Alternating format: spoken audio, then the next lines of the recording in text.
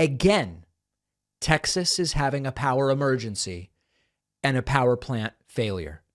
And what they're busy doing is sending migrants in buses to Kamala Harris's house. Think of it. Totally predictable. Newsweek reports Greg Abbott faces Texas grid emergency as power plants fail. Texas Governor Greg Abbott is facing a grid emergency this holiday weekend it's like a repeat article, but you look at the date. It is Christmas Day 2022. An Arctic blast is causing failures at power plants in the state. It's happening again. The U.S. Department of Energy on Friday declared an emergency in Texas, quote, due to a shortage of electric energy, a shortage of facilities for the generation of electric energy, and other causes.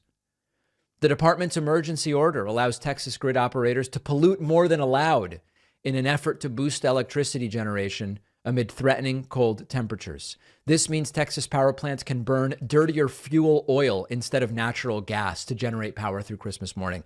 Extra pollution, folks, served alongside Santa. The Electric Reliability Council of Texas, known as ERCOT, which serves 90% of the customers in the state, requested the emergency order exceed the usual federal air quality restrictions on Friday. So I just want to remind people who maybe don't remember or missed or weren't paying attention when this previously happened. Texas, because it is a bastion of freedom and strength and alpha male energy and liberty and what words am I forgetting here? Freedom, patriotism, all that stuff. They have decided to essentially compartmentalize their electrical grid so that when there is a shortage due to extremely cold temperatures or extremely hot temperatures, or for whatever reason, when there is a shortage of electrical power, they are not able to just draw from neighboring grids and utilities the way almost all, if not all, of the rest of the United States is able to do. Now, Texas did this because they're a big boy. They're so strong. You're such a big boy, Texas. And yet it fails almost every year, it seems like. And as a result of the failure, they end up polluting even more because they get exemptions to how much pollution they can pump into the atmosphere, because after all, it's an emergency they caused. So predictable in that it's happening again.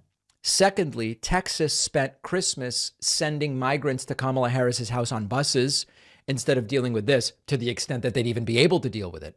So I feel for the people of Texas. I do. This is an absolutely horrible thing. FEMA is going to end up likely footing a big part of the bill again in order to help people.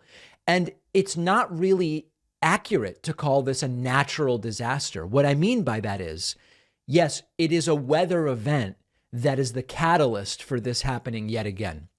But they decided to organize their electrical grid like this. They have had years of time to try to reorganize their electrical grid and to actually connect to neighboring grids. And they don't want to do it. And Greg Abbott is at the top of the list of horrible people. He's, wasting money, shipping immigrants to the vice president's house while this is going on in Texas. So this was predictable. We know the solutions. We know the political reasons why Texas has chosen to do this. And as fortunately many states are moving forward, number of electric vehicles purchased as a percentage of new cars is going up. Solar capacity being installed is increasing.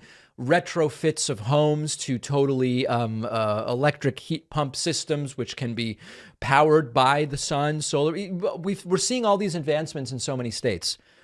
Texas is saying we have an emergency we caused, for which we now want to be allowed to pump extra pollution into the atmosphere. It's quite literally what's taking place. It's disgusting. Abbott's disgusting. We know what the solution is. They don't want to do it. Texans are increasingly sick of it, but they really don't seem willing to get rid of Greg Abbott for it. I mean, they had an option, right? When it was Abbott versus Beto O'Rourke, we knew which of the two supported changing this ERCOT fiasco, Beto, and we know which of the two preferred to defend the status quo, Greg Abbott. Well, they got Abbott, and it's happening again. And I feel bad for the people of Texas. And also, it might be time to wake up and ask for something different and vote for something different. Well, it's going to be a few years now before they have that opportunity. We'll see where this goes. We'll see how long it lasts. Remember, subscribe to the YouTube channel at youtube.com/The David Pakman Show. We are pushing like a boulder up a mountain towards 2 million YouTube subscribers. Help get us one closer.